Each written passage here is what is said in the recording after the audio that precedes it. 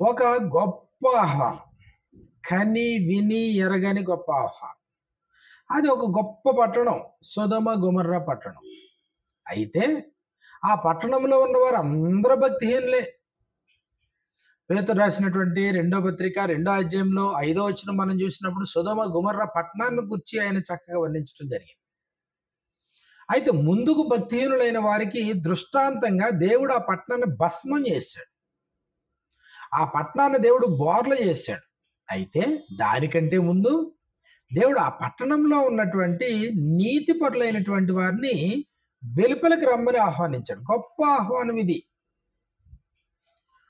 ఆ ఆహ్వానాన్ని మనం చూసినప్పుడు ఆదికాండము 19వ అధ్యాయం 14వ వచనంలో మనకి ఇలా వ్రాయబడింది. లోతు యొక్క కుటుంబంతో మాట్లాడుతూ, ఈ చోటు విడిచిపెట్టి రండి, యెహోవా ఈ పట్టణమును నాశనము చేయబోచున్నాడు అని చెప్పి. ఈ పట్టణాన్ని విడిచిపెట్టి మీరు రండి అన్నాడు. కాబట్టి ఇది గొప్ప ఆహ్వానం కదా. భక్తి పరులైనటువంటి వారిని భక్తిహీనుల మధ్యలో నుండి వేరు చేయడం దేవుని యొక్క గొప్ప ప్రణాళిక, దేవుని యొక్క గొప్ప ఏర్పాటు. అబ్రహాముని దేవుడు పిలిచాడు ఎలాంటి మనుషుల మధ్యలో నుండి? కాబట్టి తన ఇంటి వారందరూ విగ్రహారాధికులు. అలాంటి వారిలో నుండి దేవుడు అబ్రహామును పిలుస్తూ ఉన్నాడు.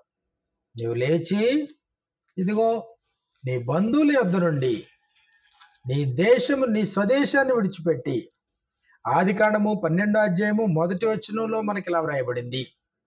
యెహోవా నీవు లేచి నీ దేశము నుండి, నీ బంధువుల యొద్ద నుండి, నీ తండ్రి ఇంటి నుండి బయలుదేరి నేను నీకు చూపించు దేశమునకు వెళ్ళుము. బయలుదేరు.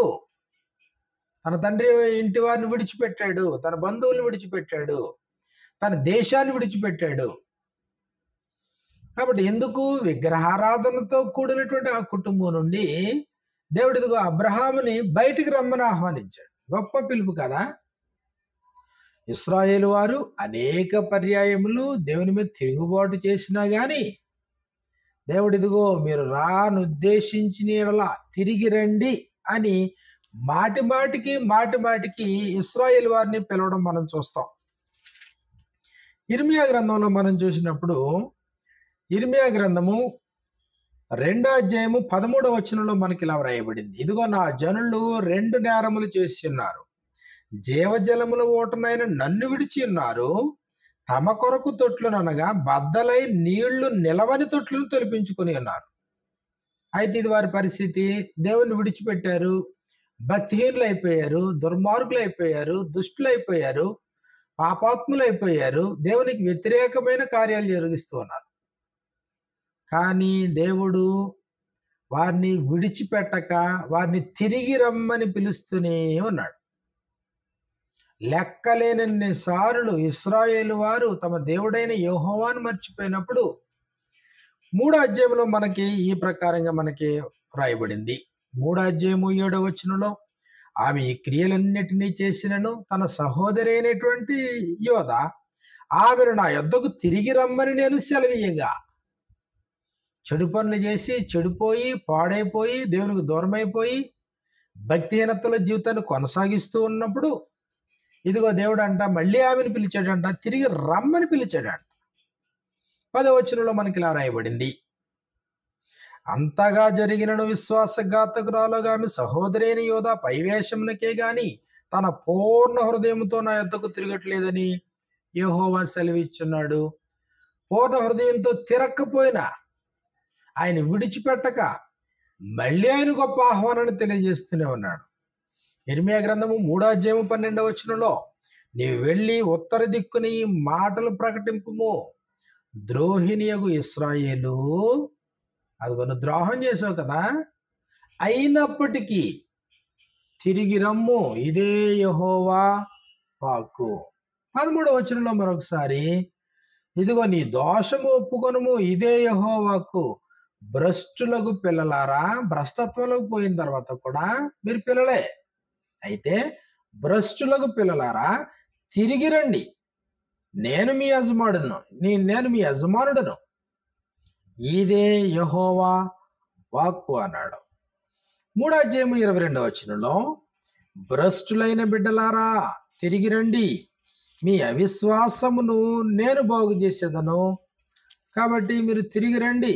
4:1 ఈ ప్రకారంగా రాయబడి, ఇదే యెహోవాకు ఇశ్రాయేలు నీవు తిరిగి రానుద్దేశించిన ఎడల నా యొద్దకే రావలెను. నీవు అటు ఇటు తిరుగుట మాని నీ హేయ క్రియలను నా సన్నిధి నుండి తొలగించి సత్యమును బట్టి, న్యాయమును బట్టి, నీతిని బట్టి యెహోవా జీవంతోడు నీ ప్రమాణం చేసిన ఎడల ఇదిగో నీవు ఆశీర్వాదకరంగా బ్రతుకుతావు. కాబట్టి నువ్వు రానుద్దేశిస్తే మళ్ళీ తిరిగి నా యొద్దకే రా. కాబట్టి మర్చిపోవద్దు, గొప్ప ఆహ్వానం ఇది. మనిషి మార్గం తప్పుతూ ఉన్నప్పుడు, త్రోవ తప్పుతూ ఉన్నప్పుడు, మనిషి తిరిగి లోకంలో కలిసిపోతూ ఉన్నప్పుడు, పాపపు జీవితంలో ఉన్నప్పుడు దేవుడు ఇదిగో పిలుస్తూనే ఉన్నాడు. మనుషులు గ్రహింపకుండా బ్రతుకుతూ ఉన్నారు. అటు ఇశ్రాయేలుని దేవుడు పిలిచాడు. ఇశ్రాయేలు వారికి కారకులైనటువంటి అబ్రహాము, ఇస్సాకు, యాకోబులను దేవుడు పిలిచాడు.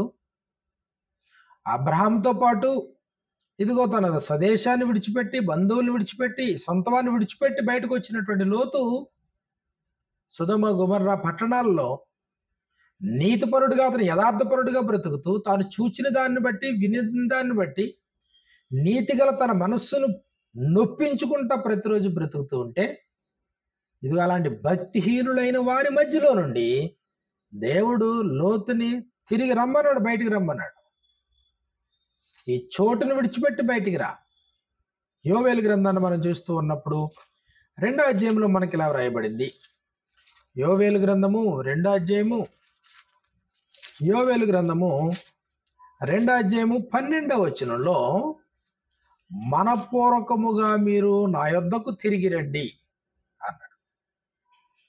మనపూర్వకముగా అంటే నువ్వు ఎంత దుష్క్రియలు చేసినా, ఎంత దుర్మార్గుడు అయినా, ఎంత ప్రమాదకరమైన పరిస్థితిలో ఉన్నా, నువ్వు సృజించబడింది అందుకు కాదు. లోకములో ఉన్న వాటిని స్నేహించి అపవాది యొక్క ప్రభావం చేత ఇదిగో నువ్వు ప్రేరేపితుడివై నీవు తిరిగి దేవునికి దూరం అయిపోయి, దేవునితో సహవాసం తెంపుకుని చేయరాని కార్యాలు, భ్రష్ట మనసుకు నువ్వు అప్పగించబడి, నీ మనసులో దేవునికి చోటీయకుండా ఇదిగో మరణమునకు తగినటువంటి స్థితిలో వరకు నువ్వు దిగజారిపోయినా, ఆయన అంటాడు, ఆయన తిరిగి రండి. మత్తయి సువార్తలో 25వ అధ్యాయం 34వ వచనంలో మనకి ఇలా వ్రాయబడుతోంది. మత్తయి సువార్త 25వ అధ్యాయము 34వ వచనం మనం చూస్తే, అప్పుడు రాజు తన కుడివైపున ఉన్న వారిని చూచి, నా తండ్రి చేత ఆశీర్వదింపబడిన వారులారా రండి, ఆశీర్వాదాన్ని స్వతంత్రించుకోవడానికి రండి, మీ స్వాస్థ్యాన్ని పొందడానికి రండి, ఆశీర్వాదములకు వారసులకు పిలువబడిన వారు. ఆత్మ సంబంధమైన ప్రతి ఆశీర్వాదం ఈ భూమి మీద ఉన్నప్పుడు బాప్తిస్మలోని దేవుడు అనుగ్రహిస్తూ ఉన్నాడు. ప్రభువైన యేసు చెప్పలేదా, ప్రయాసపడి భారం మోయుచున్న సమస్త జనులారా నా యొద్దకు రండి, నేను మీకు విశ్రాంతినిత్తును. ప్రభువైన యేసు యొక్క ఆహ్వానం అది. ఎవ్వరో పిలువని పిలుపు అది, గొప్ప పిలుపు అది, గొప్ప ఆహ్వానం. పరిశుద్ధుని యొక్క ఆహ్వానం, పరిశుద్ధమైన పిలుపు, పరిశుద్ధుని యొక్క పిలుపు, పరిశుద్ధులు అగుటకు పిలిచే పిలుపు, పరిశుద్ధులుగా ఉండుటకు పిలిచే పిలుపు. సువార్త గొప్ప పిలుపు కాదా? గొప్ప సందేశం కాదా? నశించిపోతూ ఉన్నటువంటి వారు తాము రక్షించబోటకు దేవుని యొక్క నిత్య నిర్ణయం చేత పిలువబడిన పిలుపు అది. ఆ పిలుపు ఎంతమంది ఉన్నారో, కానీ ఆయన పిలుస్తూనే ఉన్నాడు. ఆయన పిలుస్తూనే ఉన్నాడు, అన్ని కాలాల్లో పిలుస్తూనే ఉన్నాడు. నేడు సువార్తికుల ద్వారా, వాక్యం ద్వారా, తన సందేశం ద్వారా దేవుడు నశించిపోయేటువంటి మానవాళ్ళైనా పిలుస్తూనే ఉన్నాడు, పిలుస్తూనే ఉన్నాడు. యాకోబు రాసిన పత్రిక 4వ అధ్యాయము 8వ వచనంలో మనకి ఇలా రాయబడింది, దేవుని యొద్దకు రండి అన్నాడు. మీ దుష్క్రియలను విడిచిపెడితే మీరు దేవుని దగ్గరికి వస్తారు. కానీ అనేకులు రావడానికి తిరస్కరిస్తూ ఉన్నారు. కారణం ఏంటి? తమ క్రియలు ఏవైతే ఉన్నాయో అవి దుష్క్రియలు. అవి దుష్క్రియలు ఎక్కడ కనబడతాయో అని రావడాన్ని నిర్లక్ష్యం చేస్తూ ఉన్నారు. యోహాను సువార్తలో మనకు రాయబడింది. యోహాను సువార్త 3వ అధ్యాయాన్ని మనం చూస్తే 19వ వచనంలో, వెలుగు లోకములోనికి వచ్చెను గాని తమ క్రియలు చెడ్డవైనందున మనుషులు వెలుగును ప్రేమింపక చీకటినే ప్రేమించిరి. ప్రభు ఈ లోకానికి వచ్చాడంట, వెలుగుగానే ఈ లోకానికి వచ్చాడంట. కానీ వెలుగును ప్రేమించకుండా జనులు ఏం చేశారంటే చీకటినే ప్రేమించరు. దుష్కార్యము చేయు ప్రతివాడు వెలుగును ద్వేషించును, తన క్రియలు దుష్క్రియలుగా కనబడకుండానట్లు వెలుగునొద్దకు రాడు. వెలుగునొద్దకు రాడు. ఎందుకు? వెలుగులోకి వస్తే తన దుష్క్రియలు వెలుగులో కనబడే ప్రమాదం ఉంది. దేవుని యొక్క పిలుపు విన్నటువంటి వాడు అదిగో వచ్చి వాక్యం ముందు నిలబడితే అద్దములో తన సహజత్వం కనబడుతుంది. దేవుని ముందు వచ్చి నువ్వు నిలబడితే నీ ఒరిజినాలిటీ నీకు కనబడుతుంది, నీ లోపం నీకు కనబడుతుంది, ఎక్కడి నుంచి నువ్వు దిద్దుకోవాలో నీకు కనబడుతుంది. అది దేవుని యొక్క వాక్యంలో ఉన్న పవర్. కాబట్టి యాకోబు రాసిన పత్రిక 1వ అధ్యాయంలో మనం చూసినప్పుడు, ఎవడైనాను ఇదిగో తన దిద్దుబాటుని ప్రేమించేటువంటి వాడు కాకపోతే వాడు అద్దంలో చూచుకొని అవతలికి పోయి తన నట్టువాడు వెంటనే మర్చిపోను కదా. మర్చిపోవడానికి కాదు కదా. అద్దం ముందుకు వచ్చావంటే అద్దం నీ సహజత్వాన్ని, నీ ప్రతిబింబాన్ని చూపించినప్పుడు దాన్ని జాగ్రత్తగా పరిశీలించి నువ్వు లోపాన్ని దిద్దుకోవడానికి కదా. కాబట్టి గొప్ప పిలుపు, దేవుని పిలుపు, గొప్ప పిలుపు, ప్రభువైన యేసుక్రీస్తు వారి యొక్క పిలుపు, గొప్ప పిలుపు, అపోస్తలుల పిలుపు. అపోస్తలులు రాయబారులై ఉండి అది క్రీస్తు పక్షమున పాపులైనటువంటి వారిని బతిమాలుతా ఉన్నారు. బతిమిలాడుకొనుచున్నాము అన్నాడు. కొరింథీయులకు రాసిన 2వ పత్రిక 5వ అధ్యాయము 18వ వచనంలో మనకి ఇలా వ్రాయబడింది.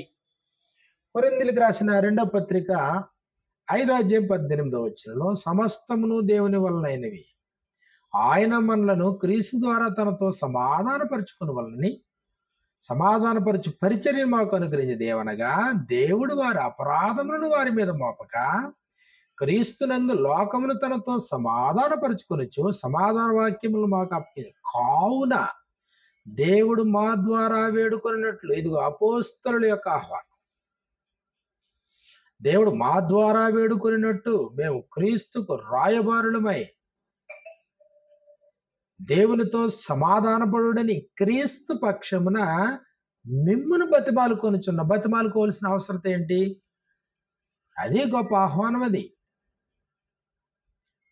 క్రీస్తు పక్షమున దేవునితో సమాధానపడాలని ఇదిగో మేము మిమ్మల్ని బతిమాలుకుంటా ఉన్నాం. మనం ఆయన యందు దేవుని నీతి అగునట్లు, అది ఉద్దేశం. కాబట్టి అపోస్తలుల్ని, ప్రభు అయినటువంటి యేసుక్రీస్తు వారు అపోస్తలుడైనటువంటి పౌల్ని ఆయన నియమించాడు అని అంటే, ఎందుకు నియమించాడు? నియమించడంలో ఉద్దేశం ఏంటి? ప్రభు యొక్క ఆహ్వానమే. అపోస్తలుల కార్యాలు 26వ అధ్యాయం మనం చూసినప్పుడు 17 నుంచి 20 వచనాలు మనకి ఇలా వ్రాయబడింది. ఆయన తాను ఎందుకు పిలవబడ్డాడో మాట్లాడుతూ ఉన్నాడు అపోస్తలుడైన పౌలు. నీవు లేచి నీ పాదములు మోపి నిలువుము, నేను ఈ ప్రజల వలనను అన్యజనుల వలనను హాని కలగకుండా నిన్ను కాపాడేదను. వారు చీకటిలో నుండి వెలుగులోనికి, సాతాను అధికారములో నుండి దేవుని వైపుకును తిరిగి, అది చీకటిలో నుండి వెలుగులోకి రావాలి, సాతాను యొక్క అధికారము నుండి దేవుని వైపు తిరిగి నా యందలి విశ్వాసం చేత పాప క్షమాపణను పరిశుద్ధపరచబడిన వారిలో స్వాస్థ్యమును పొందినట్లు వారి కన్నులు తెరచుటకై నేను నిన్ను వారి యొద్దకు పంపించదను. ప్రభువైన యేసు అపోస్తలుడైన పౌల్ని కళ్ళు మూసుకుపోయినటువంటి వారి దగ్గరికి పంపాడు. వారి కన్నులు తెరవబడాలి. అక్కడ ఏమన్నాడు అని అంటే, ఇదిగో వారి కన్నులు తెరచుటకై నేను నిన్ను వారి యొద్దకు పంపాను. దేవుని స్వరూపే ఉన్న క్రీస్తు మహిమను కనపరిచి సువార్త ప్రకాశము వారికి ప్రకాశింపకుండా నిమిత్తము ఈ యుగ సంబంధమైన దేవత అనగా అపవాది అవిశ్వాసులైన వారి మనోనేత్రాలకు గురుడితనం కలుగు చేస్తూ ఉంటే, ఇదిగో దేవుడు ప్రభువైన యేసుక్రీస్తుని ఆయన ద్వారా అపోస్తలుల్ని ఇదిగో వారి కన్నులు తెరుచుటకు నేను వారి యొద్దకు పంపించాను అన్నాడు. 26వ అధ్యాయము 20వ వచనంలో, మొదట దమస్కులోని వారికిని యెరూషలేములోను యూదయ దేశమందంతటను తరువాత అన్యజనులకును వారి మారు మనసు పొంది దేవుని తట్టు తిరిగి మారు మనసుకు తగిన క్రియలు చేయవాలని ప్రకటించుచుంటిని. గొప్ప ఆహ్వానం కదా ఇది. మారు మనసు పొందాలి, మారు మనసుకు తగిన క్రియలు చేయాలి. దుష్టత్వాన్ని విడిచిపెట్టాలి, లోకాన్ని విడిచిపెట్టాలి, పాపాన్ని విడిచిపెట్టాలి, అంధకార సంబంధమైన అధికారాన్ని విడిచిపెట్టాలి, అపవాదిని విడిచిపెట్టాలి, చీకటిని విడిచిపెట్టాలి. కాబట్టి తనున్న స్థితిలో, గొప్ప స్థితిలో బ్రతకాలనేది దేవుని యొక్క ఆలోచన. అందరూ పాపము చేసి దేవుడు అనుగ్రహించి మహిమను పొందలేకపోతూ ఉన్నారు. అయితే దేవుడు లోకమును ప్రేమించి తన అద్వితీయ కుమారుడుగా పుట్టిన వాని యందు విశ్వాసముంచి ప్రతివాడు నశింపక నిత్య జీవం పొందినట్లు దేవుడు అనుగ్రహించే మహిమను కోల్పోయిన వారిని ఇదిగో మళ్ళీ తమ విశ్వాసం వలన దేవుని కుమారులయ్యే అవకాశం ఇస్తూ ఉన్నాడు. మన మహిమ నిమిత్తము సువార్తను అనుగ్రహించాడు. కొరింథీయులకు రాసినటువంటి మొదటి పత్రిక 2వ అధ్యాయం 8వ వచనంలో మనం చూసినప్పుడు, అది మన మహిమ నిమిత్తము ఉద్దేశించబడింది సువార్త అన్నాడు. 8వ వచనంలో, దేవుని జ్ఞానము మర్మమైనట్టుగా బోధించున్నాము, ఈ జ్ఞానం మరుగై ఉండెను, జగదుత్పత్తికి ముందుగానే దీనిని దేవుడు మన మహిమ నిమిత్తం నియమించెను, అది లోకాధికారులలో ఎవరికినీ తెలియదు, అది వారికి తెలిసి ఉండి ఎడల మహిమా స్వరూపియగు ప్రభువుని సిలువేయకపోయిందురు అన్నాడు.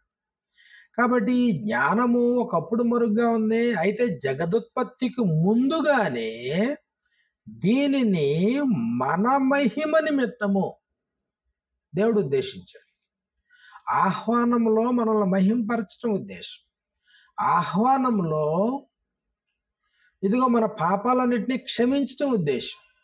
మనల్ని పరిశుద్ధులుగా, నిర్దోషులుగా, నిష్కళంకులుగా తీర్చిదిద్దడం ఉద్దేశం. దేవునితో శత్రుత్వాన్ని పోగొట్టి తిరిగి దేవునితో సమాధానపరచడం ఉద్దేశం. క్రీస్తు ప్రభు యొక్క రక్తం వలన, క్రీస్తునందలి విశ్వాసం వలన నీతిమంతులుగా చేయడం ఉద్దేశం. ఎంత గొప్ప ఆహ్వానం ఇది. ఈ రోజుకి ఈ ఆహ్వానం నువ్వు అందుకోకపోతే, మనోనేత్రాలు వెలిగించబడాలని, నీ మనోనేత్రాలు వెలిగించబడడం ద్వారా ఇదిగో దేవుడు అనుగ్రహించే స్వాస్థ్యాన్ని పొందాలని, దాన్ని చూడాలని, వాస్తవాలను పరిశీలించి దేవుని యొక్క పిలుపుకు లోబడి విధేయత చూపించి దేవుని కుమారులుగా ఈ లోకంలో బ్రతకాలనే ప్రేమతో మనవి చేస్తూ ఉన్నాను.